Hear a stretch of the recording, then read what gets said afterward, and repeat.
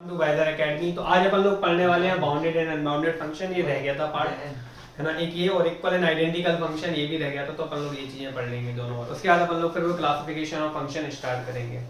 तो bounded function क्या होते हैं? जिनकी रेंज में इन्फिनिटी नहीं है या माइनस इन्फिनिटी नहीं है ना भाई, दोनों में से कोई भी एक चीज नहीं है, मतलब दोनों में से कोई भी एक चीज आ गई तो फिर वो बाउंडेड नहीं रहेगा।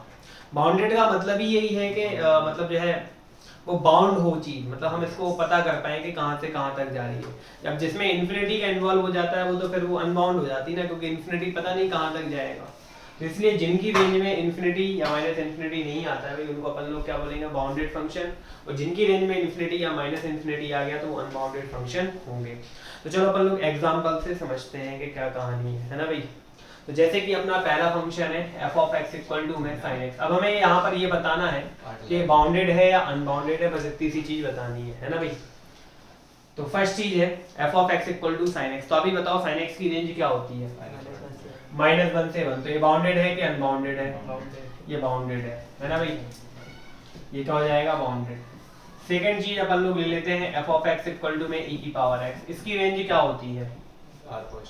Are positive. मतलब इसकी रेंज में इन्फिनिटी आएगा कि नहीं आएगा?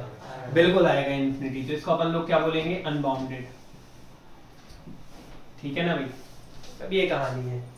थर्ड है, जैसे कि मान लो मैं ले लेता हूँ 2 की पावर x, है ना भाई। तो ये भी अनबाउंडेड ही होगा 2 की पावर x। लेकिन अगर यदि मैं यहाँ पे कुछ इस तरीके से चीजें लिख दूं कि वेयर x बिलोंग्स टू, ठीक है ना भाई, -1 से 3, ये मैंने लिख दिया। तो अब ये क्या हो गया? बाउंडेड हो गया। वैसे तो अनबाउंडेड ही होता क्योंकि e की पावर x और 2 की पावर x एक ही चीज है।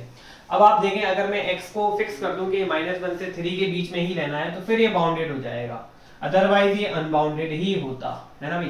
क्वेश्चन में दे रखा है कि x बिलोंग्स टू ये। जब डोमेन बाउंड कर दी तो ऑब्वियसली इसकी जो रेंज है ना वो भी क्या हो जाएगी भाई? बाउंड हो जाएगी। इसीलिए ये बाउंडेड फंक्शन है। तो इसकी रेंज निकाल के बताऊं या क्लियर है? इसकी रेंज कितनी आएगी? निकाल के देख लो। 2 की पावर -1 से 2 की पावर 3 हो जाएगी। इंक्रीजिंग फंक्शन है क्योंकि 2 1 से बड़ा है। तो इसकी रेंज हो जाएगी कितनी? 1/2 से 8। तो बस रेंज में इन्फिनिटी नहीं है इसलिए बाउंडेड है ना।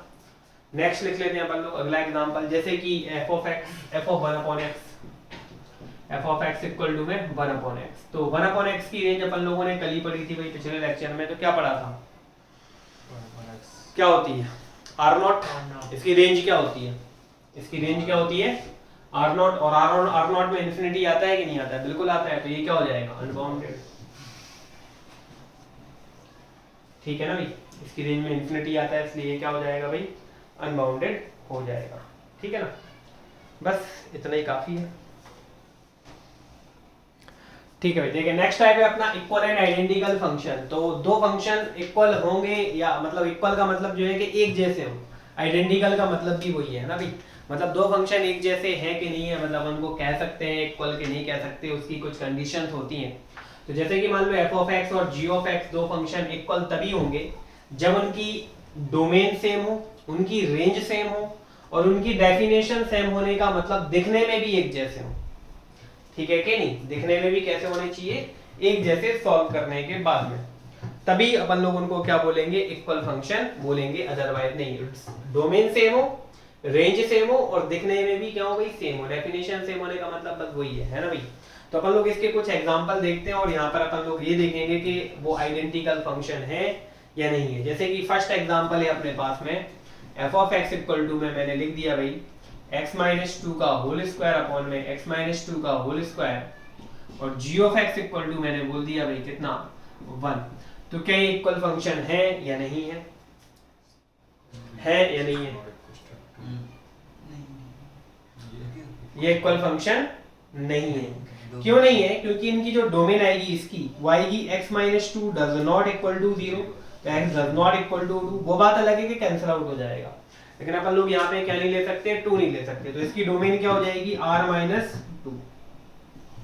और इसकी डोमेन क्या रहेगी? ये तो हमेशा डिफाइंड है, x की प्लेस पे कुछ भी रखो हमेशा बनाएगा। तो इसकी डोमेन कैपिटल R। तो बताओ इन दोनों की डोमेन सेम है क्या?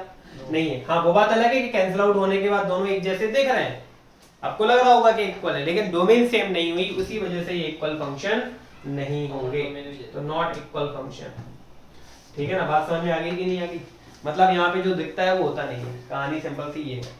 और एग्जांपल देख सकते हैं अपन लोग, जैसे कि सेकेंड एग्जांपल है अपना f of x equal to में sin 2x अपॉन में sin 2x ना भाई, और g of x equal to में मैंने 1 लिख दिया। तो क्या ये इक्वल फंक्शन होंगे? ये भी इक्वल फंक्शन नहीं होंगे, क्योंकि इसकी डोमेन में sin 2x does not equal to 1 आएगा। आपको लग रहा होगा सर कैंसिल आउट कर दो बाद में डोमेन निकालो, ऐसा नहीं होता, डोमेन हम पहले ही निकालते हैं, ठीक है ना भाई, कैंसिल आउट बाद में करेंगे। तो sin 2x does not equal to 0, मतलब अपना जनरल सॉल्यूशन निकलेगा 2x does not equal to में कितना भाई n पाई, मतलब x does not equal to में n पाई बाय 2, ये हमारी डोमेन हो गई। और इसकी डोमेन क्या आएगी? x belongs to capital R। तो क्या दोनों की डोमेन सेम है? नहीं है, डोमेन सेम नहीं है, मतलब ये भी इक्वल फंक्शन नहीं होंगे, है ना भाई, ये भी नॉट इक्वल फंक्शन है, ठीक है। चलो और एग्जांपल देख लेते हैं, जैसे कि थर्ड एग्जांपल लिखा है मैंने f of x equal to में sin square x plus cos square x और g of x equal to में 1। तो बताएं इसकी जो डोमेन होगी वो कितनी होगी? इसकी डोमेन कितनी होती है? कैपिटल R ही होती है ना भाई, और इसकी डोमेन भी कैपिटल R होगी, है ना भाई। और इसकी रेंज कितनी होगी बताओ? 1 ही होगी इसकी रेंज, है ना। और उसकी रेंज कितनी है? इसकी रेंज भी कितनी है भाई? 1 है कि नहीं? इसकी तो 1 फिक्स ही है। और दोनों फंक्शन डेफिनेशन में सेम दिख रहे हैं, मतलब इक्वल होंगे कि नहीं होंगे? डेफिनेशन भी इनकी सेम है, क्योंकि sin square plus cos square को हम क्या लिख सकते हैं बाद में? 1। तो f ऑफ x भी 1 और g ऑफ x भी 1, दोनों फंक्शन एक जैसे हो जाएंगे, तो ये दोनों आइडेंटिकल फंक्शन होंगे। तो इक्वल फंक्शन लिख दो, आइडेंटिकल फंक्शन लिख दो, तो मैं इक्वल लिख देता हूं, ये दोनों इक्वल फंक्शन हैं। तो बात समझ में आ गई भाई, है ना। और देखते हैं अपन लोग थर्ड वाला।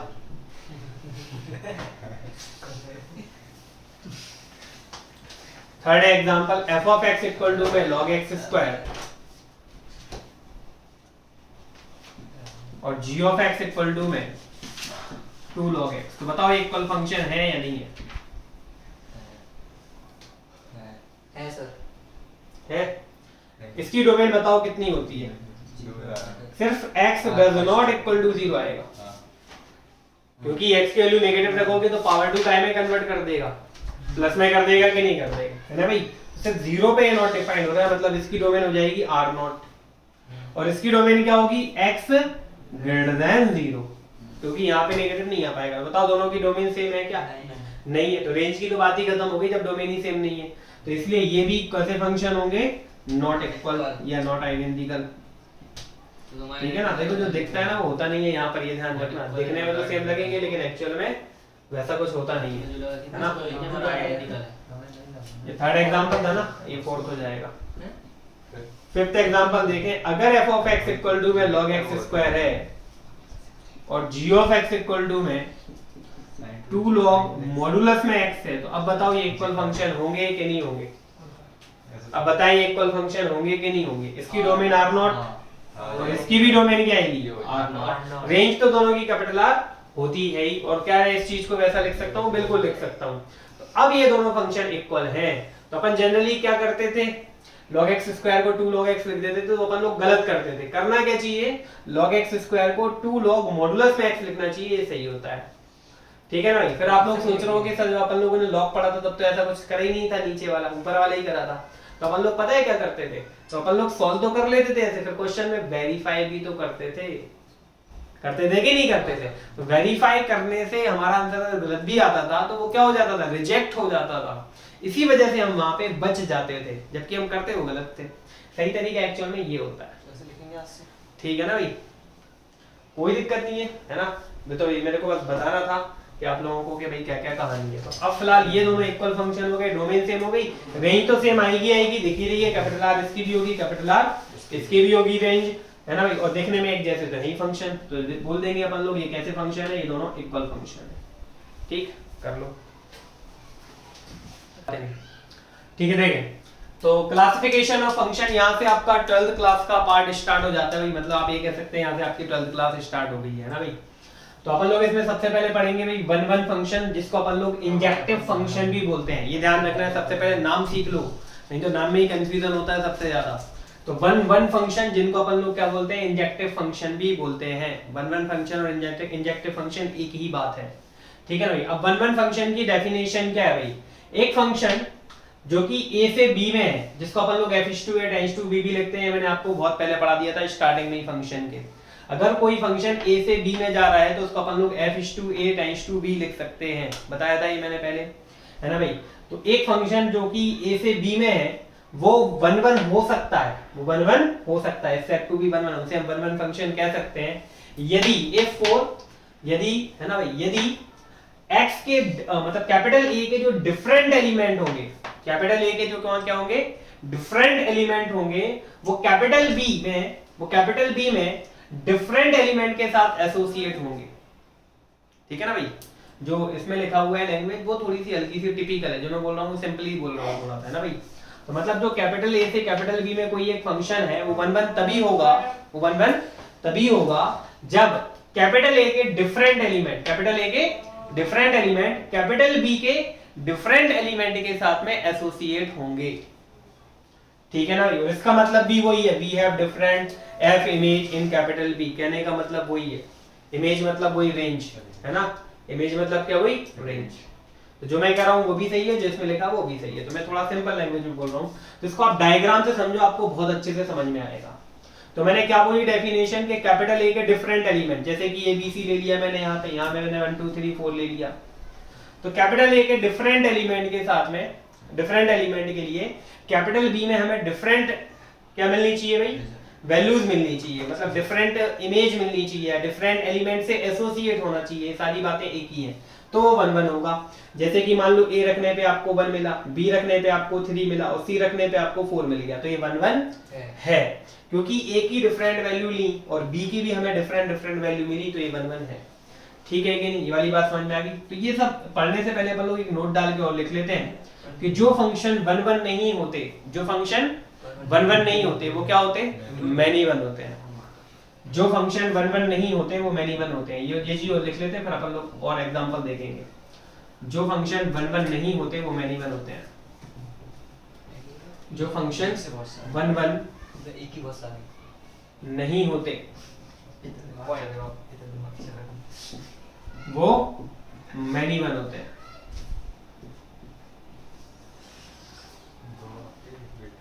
होते हैं, ठीक है ना, ये बात आपको ध्यान में रखनी है। अब देखें जरा यहाँ पे, तो फिलहाल क्या ये फंक्शन 1 1 है, वही बिल्कुल ये फंक्शन 1 1 है, ठीक है ना भाई। और एग्जांपल देखते हैं, जैसे कि ये कैपिटल A है और ये कैपिटल B है, मैंने A ले लिया वही ABC और B ले लेता हूँ मैं वही 1 2 3 4। A रखने पे मान लो 1 आया और B रखने पे भी मान लो 1 आ गया और C रखने पे 3 आया, तो ये 1 1 होगा कि नहीं होगा, ये 1 1 नहीं होगा, क्योंकि A की डिफरेंट वैल्यू के लिए B की हमें कौन सी वैल्यू मिल गई, ये वाली सेम मिल गई, ये वाली सेम मिल गई। अच्छा पहली चीज ये फंक्शन है कि नहीं है, ये फंक्शन तो है। फंक्शन की डेफिनेशन जो अपन लोगों ने पढ़ी थी, उसको डेफिनेशन क्या थी, क्या थी कि कैपिटल A के डिफरेंट एलिमेंट के लिए, ठीक है ना, कि ठीक है कि नहीं, कैपिटल A के डिफरेंट एलिमेंट के लिए नहीं, उसकी डेफिनेशन ये थी कि कैपिटल A के each and every element, capital A का each and every element set B से यूनिकली एसोसिएट होना चाहिए, उसकी डेफिनेशन ये थी।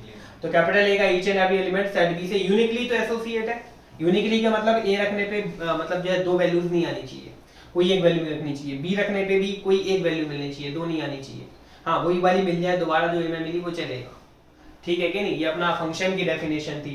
1 1 की डेफिनेशन ये है कि कैपिटल A के डिफरेंट एलिमेंट के लिए मुझे कैपिटल B की डिफरेंट इमेज मिलनी चाहिए, या कैपिटल B में या F में डिफरेंट इमेज मिलना चाहिए, या कैपिटल B से के एलिमेंट से डिफरेंट एलिमेंट से एसोसिएट होना चाहिए, तो वो 1 1 होगा। तो यहाँ पे डिफरेंट एलिमेंट से एसोसिएट नहीं है, A रखने पे भी 1 आ गया और B रखने पे भी 1 आ गया, तो भाई ये क्या हो जाएगा, ये 1 1 नहीं होगा। और जो फंक्शन 1 1 नहीं होते उनको अपन लोग क्या बोलते हैं, मैनी वन। तो या तो नॉट 1 1 लिख दो या क्या लिख दो, मैनी वन लिख दो, एक ही बात है, ठीक है ना। और देख लेते हैं, जैसे कैपिटल A ABC ले लिया मैंने यहाँ पे और कैपिटल B में मैंने ले लिया 1 2 3 4, है ना भाई। A भी 1 से एसोसिएट हो गया, B से भी, और C भी 1 से ही एसोसिएट हो गया, तो फिर क्या, तो ये 1 1 होगा क्या, अब भी ये 1 1 नहीं होगा, है ना। फंक्शन तो दोनों है लेकिन वैसे 1 1 नहीं है, तो इसको भी अपन लोग लिख देंगे नॉट 1 1। तो इतने में समझ में आ गया होगा कि और डायग्राम बनाने ये वाले नहीं तो कर ले बात नहीं। वन वन फंक्शन के एग्जांपल क्या है अपन लोग ये देख लेते हैं, जैसे कि e की पावर x, e की power minus x, log x, ठीक है ना भाई। ये वन वन फंक्शन के क्या हो जाएंगे, हमारे एग्जांपल हो जाएंगे, ठीक है कि नहीं। जैसे कि और भी देख लेते हैं 2x, ये वन या 2x प्लस 3 भी लिख सकते हो आप लोग, ये वन वन फंक्शन के एग्जांपल हो गए, है ना भाई, ठीक है ना। ये वन वन फंक्शन के एग्जांपल है। अब अपन लोग ये पढ़ेंगे कि चेक कैसे करना है कि फंक्शन वन वन है या नहीं है। अच्छा, मैनी वन के भी एग्जांपल लिखना हो तो वो भी लिख सकते हो, है ना भाई। तो ये वन वन के हो गए, मैनी वन के भी लिख देता हूं मैं। मैनी वन में सारे ट्रिग्नोमेट्रिक फंक्शन मैनी वन होते हैं, जैसे कि आप sin x लिख लें, है ना भैया, cos x लिख लें, ठीक है कि नहीं। तो ये सारे के सारे क्या होंगे भाई, मैनी वन होंगे, ठीक है कि नहीं। सारे के सारे ट्रिग्नोमेट्रिक जो होंगे वो मैनी वन होंगे। और भी जो फंक्शन होते हैं क्वाड्रेटिक वाले, जैसे कि x² ले लिया आप लोगों ने, ये भी मैनी वन होगा, ठीक है ना भाई। x की दो डिफरेंट वैल्यू के लिए y की वैल्यू आपकी क्या जाएगी भाई, सेम आ जाएगी, तो ये भी मैनी वन होता है। क्वाड्रेटिक सब मैनी वन होते हैं, जितने भी क्वाड्रेटिक हैं, x² ले लो या फिर 3x² माइनस 2x प्लस 1 ले लो, ये सब मैनी वन है, ठीक है ना भाई। तो चलो आगे बढ़ते हैं। तो अब अपन लोग ये पढ़ेंगे कि हम कैसे चेक करें कि फंक्शन वन वन होगा या मैनी वन होगा। तो इसकी अलग अलग क्या है भाई, मेथड्स हैं। तो वो क्या क्या मेथड है ये अपन लोग देखते हैं। देखें, पहली मेथड है method to check one one और मैनी वन फंक्शन। तो अपनी यहाँ पे पहली मेथड है, ये 12th क्लास में आपको अप्लाई करनी है। 12th के सारे क्वेश्चन आपके इसी मेथड से सॉल्व हो जाएंगे, या आप ग्राफिकल मेथड अप्लाई कर सकते हो 12th में। जो थर्ड मेथड पढ़ेंगे वो आपको 12th में अप्लाई नहीं करनी, ये ध्यान रखना है। लेकिन जेई वाले केस में मैं उल्टा बोलता हूँ कि ये मेथड आप सबसे लास्ट में जाया करो इस मेथड पे, ठीक है ना भाई, क्योंकि ये मेथड उतनी अच्छी नहीं होती। लेकिन 12th क्लास के सारे क्वेश्चन आपके इसी मेथड से सॉल्व हो जाएंगे, ठीक है ना। लेकिन जेई के लिए अगर आप जेई का कोई क्वेश्चन कर रहे हैं तो आप फिर इस मेथड पे ना जाएं तो ज्यादा बेटर है। मैं तो मना ही करूंगा भाई इस मेथड से, क्योंकि जेई के अकॉर्डिंग जो क्वेश्चन टफ आते हैं ना भाई, तो वो इस मेथड से सॉल्व चेक करने में काफी प्रॉब्लम आती है उसमें, ठीक है ना भाई। तो लास्ट प्रेफरेंस रहेगी हमारी ये वाली मेथड जेई के लिए, और 12th के लिए फर्स्ट प्रेफरेंस है ये ध्यान रखना है, ठीक है ना। अब ये मेथड है क्या, अभी तो मैंने कुछ लिखा ही नहीं है इसमें। तो ये मेथड ये है कि अगर यदि मान लो अपन लोग कोई भी दो एलिमेंट अपने मन से ले लेते हैं x1 और x2, जो कि f ऑफ x की डोमेन के अंदर की वैल्यू है, डोमेन के बाहर की वैल्यू नहीं होनी चाहिए। पहली चीज तो ये ध्यान में रखना, और यही मेन चीज है जो मैंने यहाँ पर लिखी हुई है। x1 और x2 अपन ने अपने मन से दो वैल्यू लेट करी है, जो कि फंक्शन f ऑफ x की डोमेन के अंदर लाइक,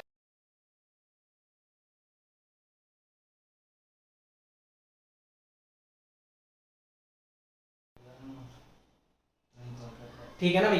तो अपन को डोमेन के अंदर से लेनी है, डोमेन के बाहर से अपन लोग ये वैल्यूज नहीं ले सकते, ये अपन को ध्यान में रखना है ना भाई।